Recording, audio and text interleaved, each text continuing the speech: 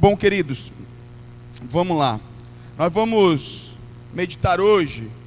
O tema da nossa mensagem é: o dia da mudança é hoje. Diga amém. Não é amanhã, não é 2025. O dia da mudança das nossas vidas é hoje. É o dia que Deus tem preparado para nós. Talvez você esteja se perguntando já o porquê hoje. Você vai entender. Abram suas Bíblias comigo no livro de Hebreus, no capítulo 3.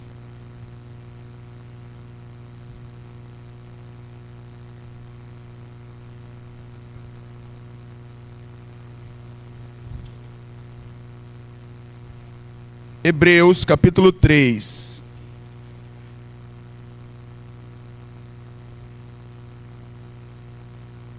Nós vamos ler o verso 13 em especial.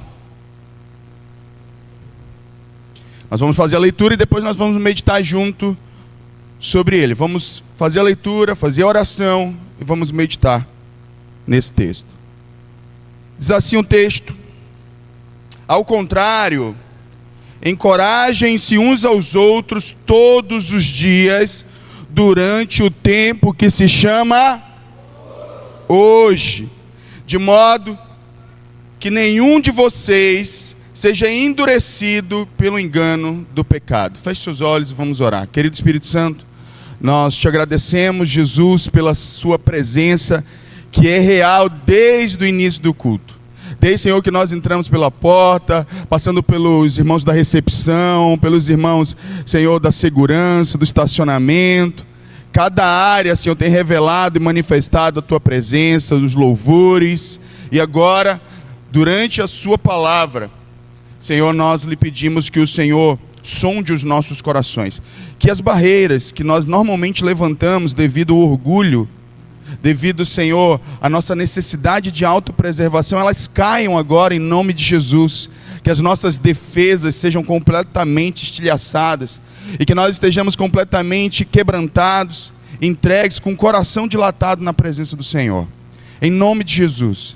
Querido Espírito Santo, nós entregamos tudo nas suas mãos. Aquilo que eu fui incapaz de comunicar, Senhor, por conta das minhas limitações humanas, eu tenho certeza que o Senhor é poderoso para fazer aos corações de cada um, individualizando, personalizando essa mensagem para a realidade de cada ouvinte aqui nessa noite. Então eu peço que o Senhor se encarregue, porque o Senhor é o responsável, porque a glória é sua, o poder é seu. Que o Senhor transforme a nossa vida por meio da sua palavra, em nome de Jesus. E todos dizem amém. Aleluia. Bom, como eu falei no início, o tema da nossa mensagem, da nossa série é mais que palavras. E nasceu de um momento de meditação, enquanto eu orava com o Senhor, e a gente entrou no mês de dezembro. E dezembro talvez seja o período do ano onde nós mais fazemos promessas a Deus. Todo ano é o mesmo ritual para a maioria de nós. Todo ano, ou a gente está se sentindo triste, culpado por não ter alcançado o que nós gostaríamos, de não ter feito o que deveríamos ter feito, nos sentindo desanimados porque nós não conquistamos o que gostaríamos de ter conquistado. Então a gente, na maioria das vezes, a gente entra no mesmo processo ritualístico. A gente vem, a gente confessa para Deus, alguns de nós admitimos nossas falhas, outros nem isso fazem mais.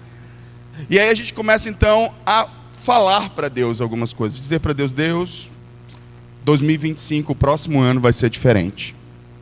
Senhor, eu me comprometo de que eu não vou mais ser esta pessoa que eu fui no ano de 2024. Eu não vou ser uma pessoa fria espiritualmente, negligente espiritualmente. Senhor, eu vou cuidar da minha família melhor. Senhor, e aí a gente começa então, promessas atrás de promessas, nós começamos a prometer e a falar para Deus o que nós iremos fazer no ano seguinte. Sempre com essa crença, eu imagino que isso tem a ver até com uma espécie de uma cultura social, de que a gente entende, de que ao término de cada ciclo, a gente tem uma oportunidade de recomeçar. Isso não é por si só ruim, mas também não é por si só real. O fato de um ciclo terminar não me garante que eu vou começar um novo ciclo de forma diferente, a não ser que eu faça alguma coisa hoje. Eu não posso simplesmente ficar esperando que determinados ciclos temporais de tempo, que uma semana acabe. Por exemplo, é cultural que a gente diga, segunda-feira eu começo a dieta. Porque eu entendo que a segunda, ela marca o início de uma semana, então terminou um ciclo temporal, eu começo alguma coisa na minha vida. A gente sempre tem essa cultura, e a maioria de nós nem questiona isso, a gente nem sabe a origem disso, mas nós somos assim. E aí, como a gente é na vida, nas nossas coisas naturais, nós somos nas questões espirituais. A gente está sempre esperando que algum ciclo temporal se acabe. Por exemplo, quando eu casar, quando o meu tempo de solteiro acabar, eu começo minha vida ministerial. Quando eu sair do meu emprego, eu vou ganhar uma vida para Jesus. A gente está sempre esperando que algum ciclo se encerre para a gente começar outro. Só que a pergunta que eu quero fazer para você é, isso é bíblico? É o que a palavra de Deus nos ensina? Me parece que não. Me parece, à luz das Escrituras, que o que nós temos aqui, só temos um dia para mudar a nossa história. E esse dia se chama hoje. Nós vamos entender isso. Porque, a bem da verdade, se a gente parar para pensar um pouquinho, eu já quero trazer uma reflexão para você. O que nós temos na nossa mão, palpável, é hoje. Só que nós somos presunçosos demais, eu vou falar um pouquinho mais disso mais na frente, para achar que a gente tem amanhã. Quando na verdade, tudo o que a gente tem na nossa mão é hoje. E aí, muitas vezes por conta dessa presunção, nós então vamos sempre deixando para amanhã. Nos tornamos procrastinadores. Tudo que a gente tem para fazer é amanhã. Eu lembro que quando eu era pequeno, criança, eu nunca mais vi isso. Nas nossas taberninhas, nas taberninhas dos vizinhos, alguns colocavam uma plaquinha dizendo fiado. Naquela época se vendia fiado, hoje em dia eu nem sei se ainda se fazem isso. A galera anotava no caderninho o nome, né? Alguém aqui é do tempo do caderninho? Ali, ó, tem uma galera aí do tempo. Bota aí. Mamãe mandou pegar aqui uma garrafa de óleo para só anotar aí no caderninho. Né? Era assim, né? Só que algumas tabernas, alguns donos de comércio, eles faziam o seguinte, botavam uma plaquinha lá. Lembra qual é a plaquinha? Qual é? Fiado só amanhã. Eu vi muito, fiado só amanhã. Por quê? Por que eles colocavam essa placa? Porque quando ele voltasse no outro dia, aquele dia que seria o amanhã, que seria hoje, agora é amanhã de novo. Ele nunca chega. Porque a grande verdade é que amanhã não existe. Existe na nossa presunção. A gente precisa então começar a nos mover diante dessa realidade. E o texto que nós acabamos de ler, ele é muito interessante, porque qual é o contexto desse texto? O contexto é o seguinte, o autor de Hebreus, que nós não sabemos quem é, ele está escrevendo aos crentes hebreus para que eles não venham a cair em apostasia. Eles estavam sofrendo perseguições severas, então ele começa a falar, inclusive a partir do verso 7, ele está falando de todo o cuidado de Deus, ele usa o povo de Israel como exemplo, e ele está falando de todo o cuidado de Deus para com o povo de Israel durante o êxodo. Mesmo assim, esse povo endureceu o coração e não confiou em Deus, não acreditou em Deus, embora Deus tenha dado inúmeras manifestações do seu poder e motivos para que esse povo confiasse. E aí, diante desse quadro, no verso 12, ele faz a seguinte advertência: cuidado, irmãos, para que nenhum de vocês tenha um coração perverso e incrédulo que se afaste do Deus vivo. Depois de advertir os hebreus, ele dá uma solução para esses hebreus. Sabe como é que vocês podem então se manter firmes na fé? Encorajem-se um ao outro. Mas quando? É impressionante como aqui nesse contexto o autor faz questão de deixar claro quando isso deve acontecer. Hoje. Eu não vou encorajar o meu irmão amanhã, eu não vou tomar decisões espirituais para amanhã, eu tenho que fazer hoje. O autor de Hebreus orienta que se encorajem no tempo que se chama hoje. Isso nos traz uma lição, que os resultados que nós viveremos no amanhã, eles são consequências das escolhas que nós tomamos hoje. Só qual o problema que nós estamos vivendo? É que os resultados que você não tem amanhã, são resultados das escolhas que você não faz hoje. você não está fazendo o que tem que ser feito. Embora Deus talvez esteja falando ao teu coração, embora o Senhor tenha ministrado no teu coração, você tem dificuldade de fazer as coisas hoje. Você está sempre deixando as coisas para amanhã. E esse é a temática da nossa mensagem hoje. Nós precisamos parar de procrastinar, de deixar para amanhã aquilo que Deus está dizendo para a gente fazer hoje, para a gente tomar as decisões que precisamos que tomar hoje, fazer as escolhas que temos que fazer hoje. Todas as vezes que você é tentado a pensar sobre o amanhã, você coloca em dúvida as decisões, as escolhas que precisa fazer hoje. A palavra de Deus está nos orientando que nós devemos manter os nossos olhos nas decisões, no que a gente tem na mão. O que a gente tem na mão, eu e você, é o dia de hoje. Então você não pode ficar mais colocando a sua esperança no ano de 2025 que vai começar. Não adianta você ficar achando porque a bem da verdade, eu quero promover uma reflexão rápida. Se eu pudesse fazer uma pesquisa de campo aqui, eu ia fazer uma pesquisa de campo. Eu amo pesquisa, eu amo estatística. E aí eu ia procurar saber quantos aqui já fizeram promessas para Deus a cada virada de ano, e essas promessas não se cumpriram. Elas não se tornaram realidade. A gente fez promessas que diria que nós começaríamos no ano seguinte, na semana seguinte, no mês seguinte, ou depois de algum ciclo da nossa vida, depois que eu terminar a faculdade, depois que eu terminar o ensino médio, depois que eu terminar isso aqui, ou depois que eu casar, ou depois de qualquer coisa. A gente está sempre querendo deixar para depois, principalmente no que diz respeito à nossa vida espiritual. Só que o tempo que nós temos é hoje. Muitos de nós só vivem como se não houvesse amanhã, como dizia Renato Russo, para os seus próprios prazeres. Porque a grande verdade é que nós deveríamos viver como se não houvesse amanhã. Eu lembro de ler uma frase a respeito dos apóstolos, do porquê da intensidade, do porquê do nível de entrega que aqueles apóstolos viveram. É porque eles viviam debaixo de uma expectativa muito interessante. Eles acreditavam que Jesus, eles estavam ali, convivendo com Cristo.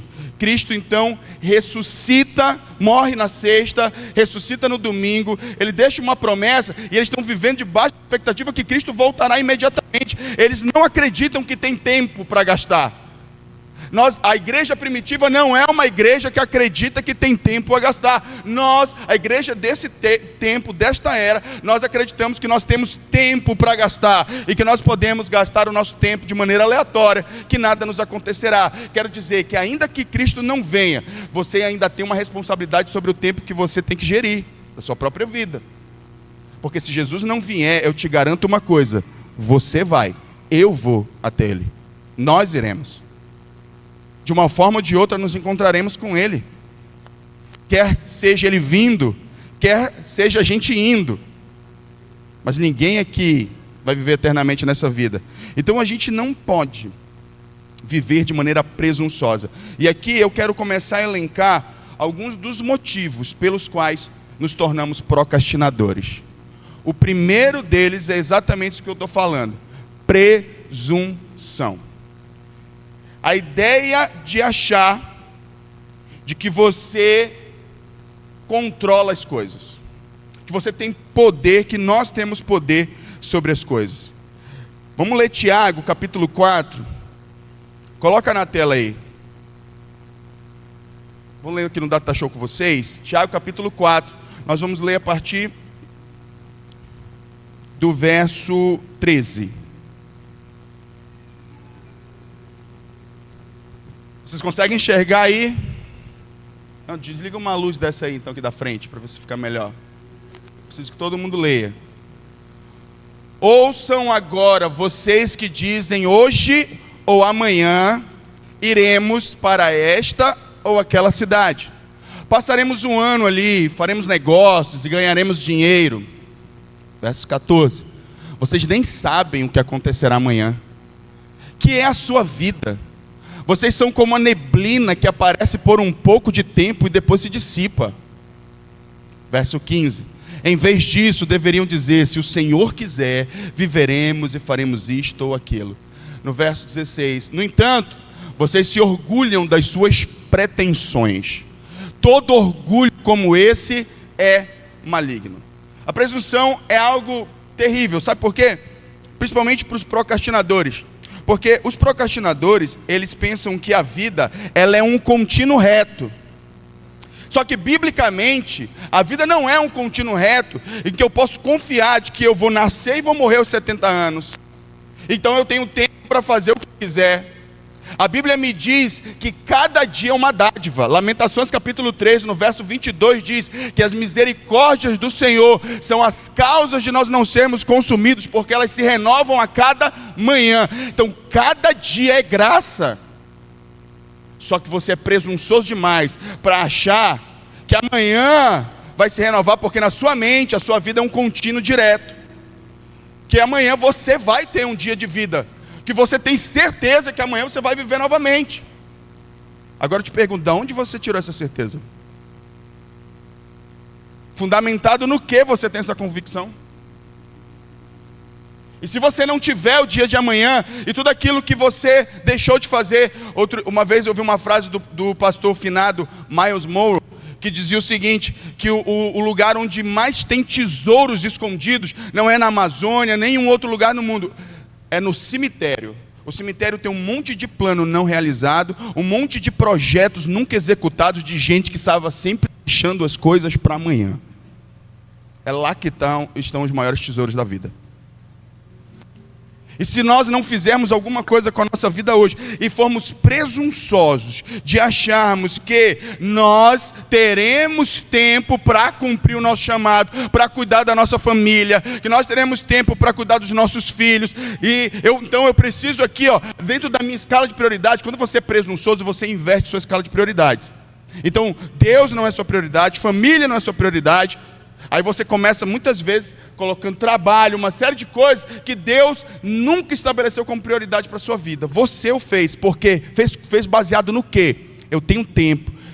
Por exemplo, vamos pegar um homem, uma mulher que passa a vida toda trabalhando em nome da sua família e não tem tempo para estar com a sua família, porque ele pensa que no dia que ele tiver estabilidade financeira, ele vai parar e vai cuidar da sua família. Pode ser que você não tenha mais tempo, nem tenha mais família. Você está entendendo? A gente só tem hoje, irmão. A gente só tem hoje para viver. A gente só tem hoje para dar o nosso melhor. E a gente só tem uma vida para viver. A gente não pode fazer ela dar errado, não.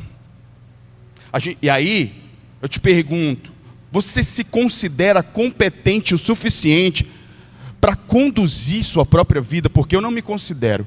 Por isso eu preciso de um Salvador. E por isso entreguei minha vida a Ele. Se você se considera muito competente para guiar a sua vida, muito provavelmente Jesus não é teu Senhor. Porque não é Ele que conduz a sua vida. Nós precisamos então deixar claro que a presunção é assegurar a nós mesmos que a gente tem tempo, que o tempo está do nosso lado, que está à nossa disposição, que a gente vai fazer uso do tempo como a gente quer, então eu posso deixar aquilo que eu julgo não ser importante para amanhã. Quando Deus está dizendo o oposto, olha, tem coisa na sua vida que é prioridade, e você está deixando para amanhã, em nome dos seus prazeres, dos seus projetos pessoais. Você não deveria deixar para amanhã essas coisas. Você deveria priorizar o que Deus está falando no seu coração. Presunção é fazer os nossos planos como se já estivéssemos no controle total do futuro. Como se nós soubéssemos que vai ser do jeito que a gente imaginou. Presunção é viver a nossa vida como se nós não dependêssemos de Deus. Isso é presunção. Eu vou voltar nesse texto depois para a gente aprender alguns mecanismos de como lidar com a presunção. Mas antes, deixa eu te falar uma coisa, um outro motivo pelo qual eu acredito que nós desenvolvemos também procrastinação. Primeiro, somos procrastinadores porque somos presunçosos. A gente acha que a gente tem um controle do tempo. A gente acha que o tempo está à nossa disposição, para quando a gente quiser. De repente somos acometidos de uma coisa que nós não esperávamos. E aí o tempo que nós achávamos que tínhamos, nós não temos. Aí, tem um outro ponto que nos faz ser procrastinadores. Apego emocional acima das prioridades de Deus para as nossas vidas. Apego emocional a situações, a pessoas, a coisas. Lá em Lucas capítulo 9, do verso 59 ao 62, diz o seguinte: a outro disse, siga-me. Mas o homem respondeu, Senhor, deixa-me ir primeiro sepultar meu pai. Jesus lhe disse, deixa que os mortos sepultem os seus próprios mortos. Você, porém, vai e proclame o reino de Deus. Ainda outro disse, Senhor, vou seguir-te, Senhor, mas deixa-me primeiro voltar e me despedir da minha família. Jesus respondeu, ninguém que põe a mão no arado e olha para trás é apto para o reino de Deus. Sempre a gente tem uma coisa, a procrastinação, ela tem uma relação direta entre estabelecer lista de prioridades. Uma boa e correta lista de prioridades. Porque, veja bem, alguém já disse, eu não sei o autor disso, mas eu gosto muito dessa frase também, que fracasso não é você não prosperar em alguma área.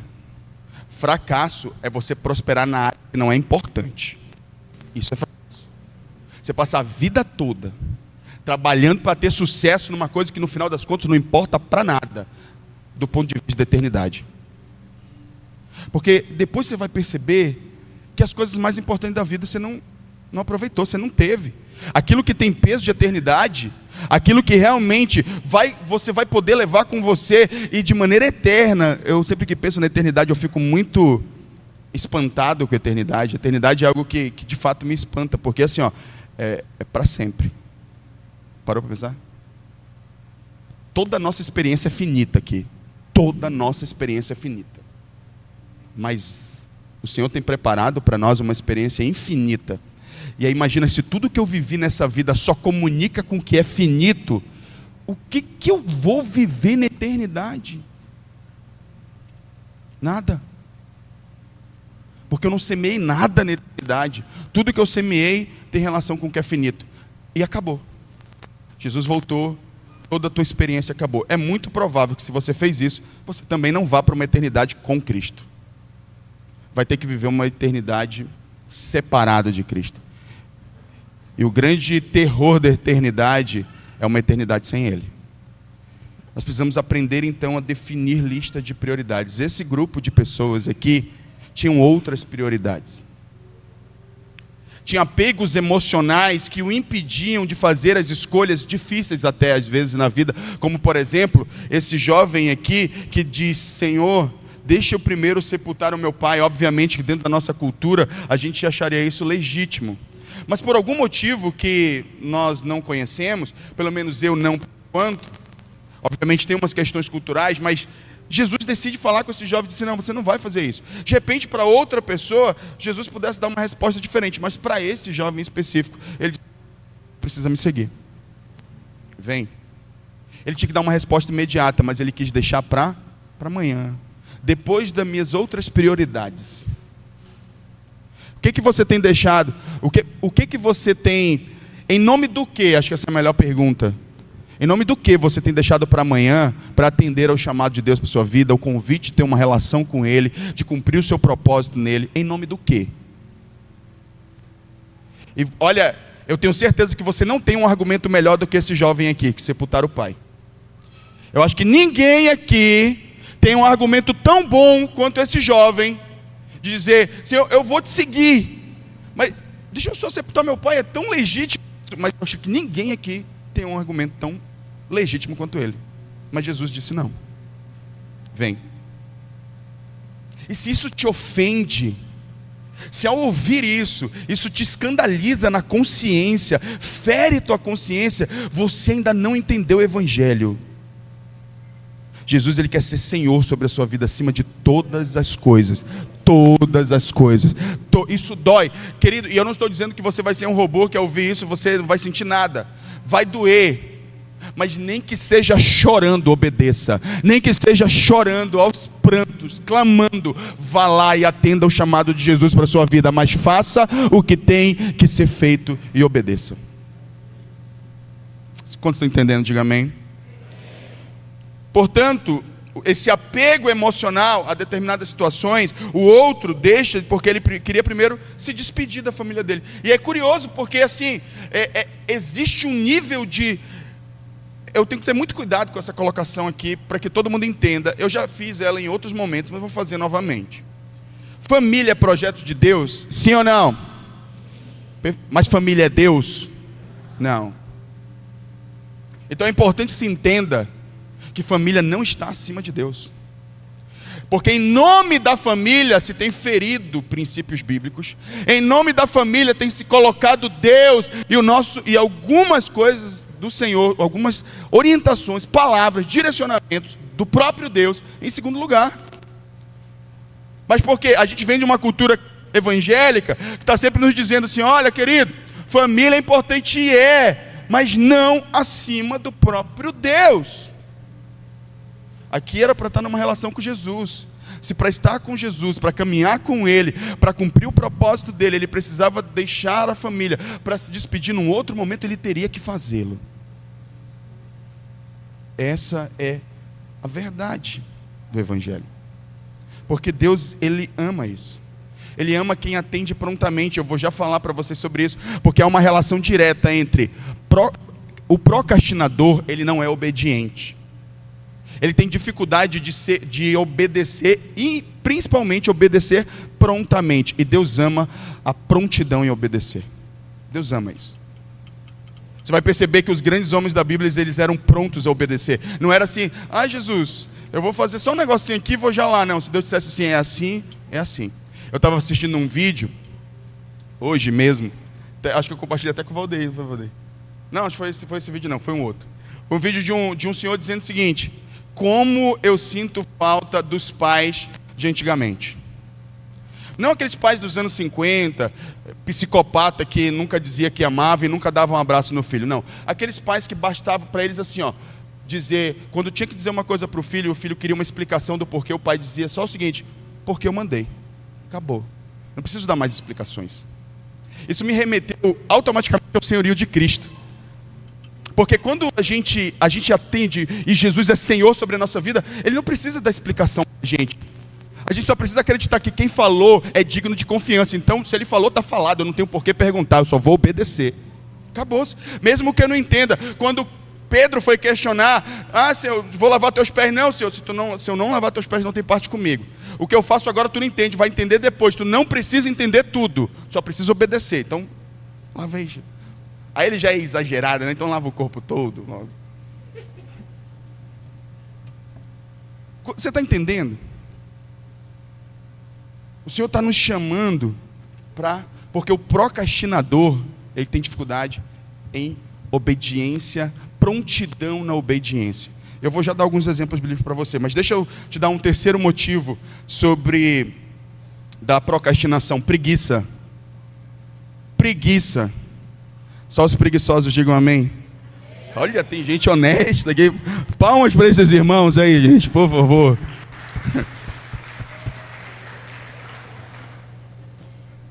Que o Senhor também peça perdão também, tá? Se arrependa, porque é pecado. Então, embora eu tenha dito isso aqui, né? Fiquei feliz, eu sou preguiçoso, que maravilha, sair aplaudido da igreja por ser preguiçoso. Não, é pela honestidade. Eu estou falando para aplausos, é pela honestidade. Mas veja bem, Eclesiastes capítulo 10, no verso 18, diz o seguinte: por causa da preguiça. Não, deixa eu ler. Eu estava lendo isso aqui, quando eu estava orando, aí eu li esse texto, né? Eu falei, gente, eu acho que as mulheres vão entender muito isso. Porque homem, nesse sentido, ele é muito procrastinador aqui, Eu já fui esse homem. Por causa da preguiça, o telhado se enverga. Por causa das mãos indolentes, a casa tem goteiras. O que o autor, o sábio Salomão, está dizendo é que muitas vezes a pessoa está vendo que a coisa vai dar ruim, mas não faz nada. Começou um pinguinho, né, lá no telhado, e a esposa diz: amor, telhado aí, goteirinha. Amanhã eu faço, amor, amanhã eu faço. Aí daqui a pouco tem um balde desse tamanho no meio da sala, assim: amor, a goteira, amor. Pô, amor, não tive tempo ainda, Gente, eu lembrei de mim.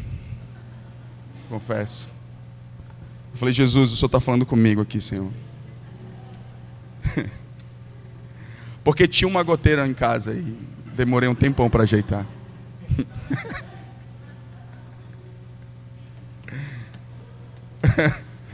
Não, mas já não está gotando mais não, de conversa.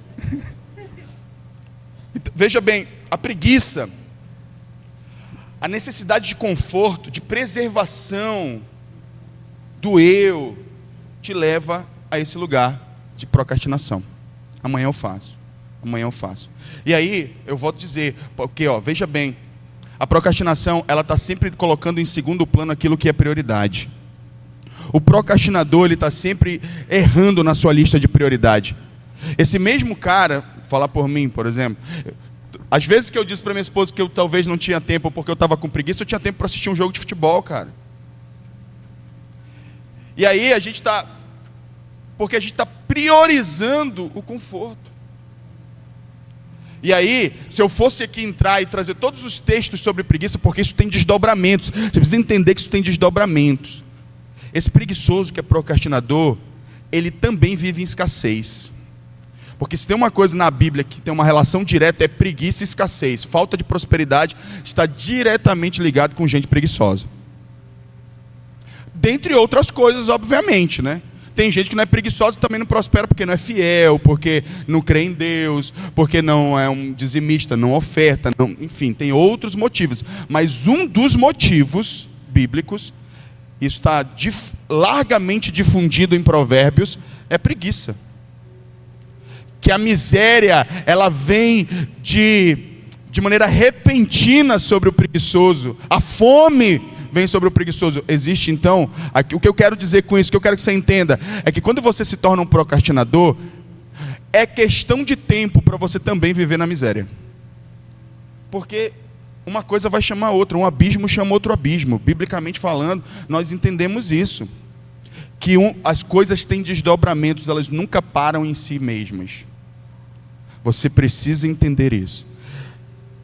Um quarto motivo pelos quais as pessoas são procrastinadoras tem a ver com questões emocionais. As pessoas têm medo de terem os seus resultados avaliados. Então, a pessoa muitas vezes, quando ela pensa, eu vou fazer uma coisa, vão avaliar o que eu fiz, eu não vou fazer. Então a pessoa ela foge de fazer, ela vai deixando para amanhã e vai empurrando com a barriga o máximo que ela pode para não ser avaliada.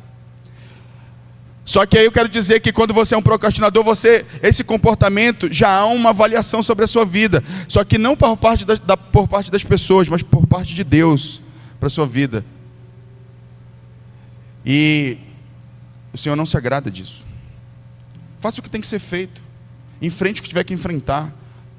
Até porque a procrastinação, ela só adia as coisas, ela não elimina as dificuldades, não elimina o que tem que ser feito. Então, se é para enfrentar, enfrente logo de uma vez por todas, faça o que tem que ser feito de uma vez por todas e faça isso crendo em Deus. Se mova na unção, na fé em Cristo, na presença, na palavra dele, e você certamente será um vencedor.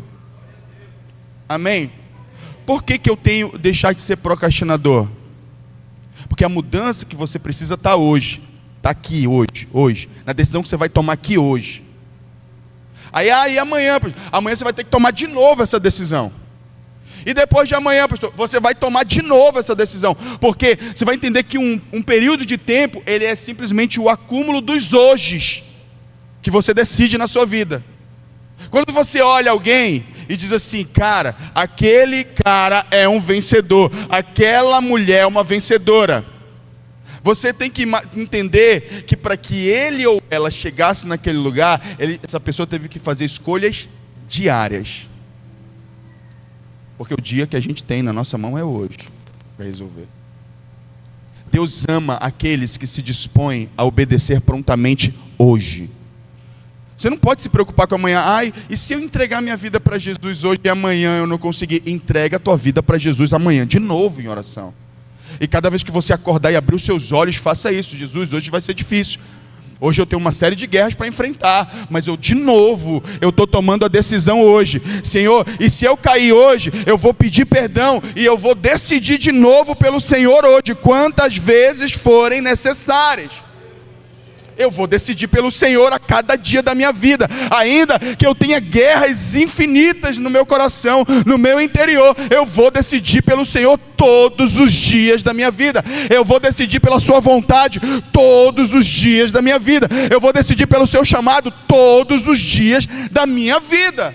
Dia após dia, após dia, após dia. É hoje, mais hoje, mais hoje, que vai no final te dar o resultado de que você é um vencedor. Aleluia. É isso. Agora tem que tomar a decisão hoje aqui. Olha só como Deus ama gente que tem prontidão em obedecer. Eu quero te dar alguns exemplos. Enquanto o procrastinador é aquele cara que vem deixando sempre para amanhã. Aquela mulher que vai sempre deixando para amanhã. Amanhã eu faço, amanhã eu resolvo, amanhã isso, amanhã. Tudo é amanhã. Nada é hoje. Olha, biblicamente, o pai da fé, Abraão, escolhido por Deus. Gênesis capítulo 17, do verso 23 até o verso 27. Olha o posicionamento. Deus institui aqui, nesse texto, Ele está instituindo a circuncisão. Para quem não sabe, a circuncisão é uma aliança de Deus com o povo de Israel, que consiste em cortar o prepúcio do recém-nascido de 8 dias, no 8º dia. Deus fala com Abraão e diz: Abraão, a partir de agora eu tenho uma aliança contigo. A aliança é, eu quero que você circuncide você e toda a sua casa. Olha o que diz a palavra: naquele mesmo dia. Abraão não disse assim: tá bom, Senhor, amanhã eu circuncido todo mundo, tá? Amanhã eu faço isso. Não. Deus falou agora. E a palavra de Deus me diz aqui, nos diz que naquele mesmo dia, não foi amanhã. Não, é porque eu tenho que pensar um pouquinho aqui, né? Deus falou comigo, mas eu tenho que pensar um pouquinho, de repente, eu tenho que ver a melhor maneira, porque eu tenho... Aí você começa a criar desculpas para deixar para amanhã. Abraão não fez isso, o pai da fé. Depois que Deus falou com ele, naquele mesmo dia, Abraão tomou o seu filho Ismael, todos os nascidos na sua casa, e os que foram comprados com o seu dinheiro, todos do sexo masculino da sua casa, e os circuncidou na carne do prepúcio, como Deus lhe ordenara. A maioria de nós, Deus está falando, a gente está dizendo: amanhã eu faço, Deus, amanhã eu faço, amanhã eu começo a ler a Bíblia, amanhã eu começo a orar, amanhã eu vou evangelizar, amanhã. Não, é hoje. Faça hoje. Deus falou hoje, faz hoje. Amém? Olha só, um pouquinho mais na frente, no Gênesis capítulo 22, a partir do verso 1, aqui todo mundo conhece, Deus pede Isaque. Olha só, o sonho de Abraão, ter um filho com Sara. Deus dá o filho. O que acontece em Gênesis 22? Coloca Gênesis 22 aí, verso 1. Deus pede Abraão. Passado algum tempo, Deus pôs Abraão à prova, dizendo-lhe: Abraão. Ele respondeu: sim, aqui estou. Então Deus disse: tome o seu filho, o seu único filho Isaque, a quem você ama, e vá para a região de Moriá, sacrifique-o ali como holocausto em um dos montes que eu lhe indicarei. Verso 3. Então Abraão se levantou cedo, de manhã, cedinho. Imagina que Deus falou com ele ali à noite. Ele disse: mais tarde eu já estou levantando para fazer o que Deus mandou. Só que ele não foi abrir uma célula ali na outra rua. Ele ia matar o filho dele. Ele acordou cedo, ele madrugou para obedecer Deus, sendo que o pedido era talvez o mais difícil que qualquer ser humano possa ter que enfrentar. Abraão se levantou cedo, pela manhã, preparou o seu jumento, tomou consigo 2 de seus servos e Isaque, o seu filho. Depois de cortar lenha para o holocausto, partiu em direção ao lugar que Deus lhe havia indicado. Quanto tempo você levaria para obedecer a essa ordem? Deus nem está pedindo essas coisas da gente. Por que Ele não nos dá fardos que nós não podemos carregar? Deus está pedindo muito menos. Muito menos, mas muito menos. E a gente está enrolando para responder para Deus, ó. Procrastinando.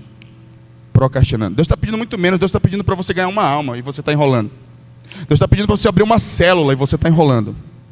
Deus está pedindo para você abrir mão do seu emprego e você está enrolando. Ele nem te pediu um filho, irmão. Ele nem te pediu um filho, irmã. Ele só está te pedindo, cumpra o meu chamado. Faça a minha vontade. Ele só está pedindo, perdoe. Há quanto tempo Deus está te mandando perdoar quem te ofendeu e tu está aí segurando a mágoa? Procrastinando. Vai lá te resolver com fulano e está procrastinando. Procrastinando. O pai da fé. Ele disse, é para fazer? Bora fazer. É isso que tem que ser feito? É isso que nós vamos fazer. Vai doer? Vai doer. Mas aí, quando a gente vai ver a explicação do autor de Hebreus a respeito desse texto, ele diz, essa é a eu creio que é a revelação que o autor de Hebreus teve ao ler esse texto, na Torá. Ele diz o seguinte, que Abraão, ele acreditava que Deus poderia ressuscitar dos mortos. Porque a grande questão é a seguinte, é a confiança em quem mandou, em quem falou. Então a verdade é que procrastinação também tem a ver com falta de fé, né? Amanhã eu faço. Amanhã eu faço. Depois eu faço. No Novo Testamento nós temos um outro exemplo. Eu vou acelerar aqui para a gente terminar, que eu ainda tenho uma coisa importante para... Marcos capítulo 1, no verso 18. Jesus vai chamar Pedro e André. Chamado. Jesus está lá, andando ali na beira. Ele vê os dois irmãos pescando, lançando as redes. E ele olha para esses dois homens e diz assim, vocês dois aí, me sigam. Aí o que verso 3 diz, bota aí. Aliás, verso 18 diz. Verso 18. No mesmo instante, eles deixaram a rede e o seguiram. Sem argumentação. Sem amanhã. Hoje. Agora. Nesse exato momento. É o que o Senhor está querendo, é o que eu vou fazer. A maioria de nós é procrastinador. E é por isso que a gente não vive as promessas de Deus. É por isso que tudo que você tem lutado, as coisas pelas quais você tem lutado, elas não têm acontecido. Você tem dificuldade de fazer as coisas que Deus está te mandando hoje. Você procrastina e deixa para amanhã. E deixa para amanhã. E deixa para amanhã. Queria que botasse aí, eu vou finalizar, no capítulo 4 de Tiago. Eu quero só dar 3 instruções de como a gente vencer a procrastinação. E eu vou usar essa presunção a respeito que nós temos do tempo como base para algumas orientações de como vencer a presunção, a procrastinação. Para vencer a procrastinação eu preciso deixar de ser presunçoso a respeito do tempo. Então nós precisamos entender o seguinte. No verso 14, bota o verso 14. Diz o seguinte aí no verso 14. Nós não sabemos o que vai acontecer amanhã. Vocês nem sabem o que acontecerá amanhã. Uma das grandes soluções para a gente ter que fazer o que tem que fazer hoje é entender, eu não sei o que acontece amanhã. Por que eu vou ficar confiando que amanhã eu vou fazer isso ou aquilo ou outro, se eu nem sei o que vai acontecer amanhã? Se Deus está me chamando para fazer hoje, eu vou fazer hoje. Prontamente. Eu não vou deixar para amanhã aquilo que eu devo fazer hoje. Segundo lugar, aí mesmo no verso 14, ele faz uma pergunta aí, ó. O que é a sua vida? Reconheça a sua fragilidade. Você não tem controle sobre nada. Como é que você quer deixar as coisas para amanhã? Você é frágil, nós somos frágeis. Então, se nós somos frágeis, nós precisamos confiar a nossa vida na mão daquele que é todo poderoso. Então eu faço o que tem que ser feito porque Ele disse. Porque se eu confiar em mim, a chance de dar errado é maior. Outra, eu sou frágil no sentido físico da coisa. Eu posso não estar aqui amanhã. Então eu tenho que fazer hoje. Acho que o melhor estilo de vida que a gente pode viver é aquele que a gente vive dia após dia. A nossa geração está doente porque ela vive o amanhã. É crise de ansiedade em cima de crise de ansiedade. Todo mundo sabe que ansiedade é excesso de amanhã. É uma sociedade altamente acelerada e com excesso de amanhã.